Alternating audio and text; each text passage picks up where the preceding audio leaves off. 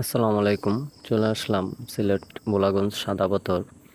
আহ, এখানের পাথর দেখলে মনে হবে যে পাথরের রাজ্যে চলে আসছেন। যেদিকে তাকাবেন শুধু পাথর আর পাথর। এখানে না আসলে বুঝতে পারবেন না, ফিল করতে পারবেন না এখানে আসলে প্রকৃত সৌন্দর্যটা এবং মনোমুগ্ধকর যে পরিবেশটা। এখানে অবশ্যই সময় বেশি করে নিয়ে আসবেন, কারণ অল্প সময় এখানে ঘুরে পুরোপুরি এনজয় করতে পারবেন না। এখানের পুরোপুরি যে সৌন্দর্যটা সেটা ফিল করতে পারবেন না।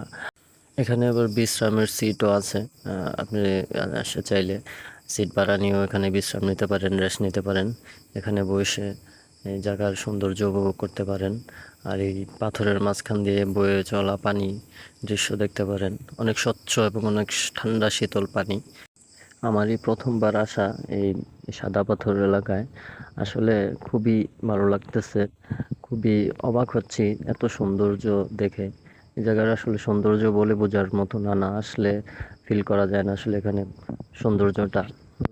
দুপাশেই পাহাড়, আহ, আর পাথর আর পাথর, সাদা পাথর। এখানে আসতে অবশ্যই বাড়তি কাপড় নিয়ে আসবেন, কারণ এখানে এসে ঘুরে যাবেন, গোসল করবেন না এই স্বচ্ছ পানিতে, ঝর্ণার পানিতে।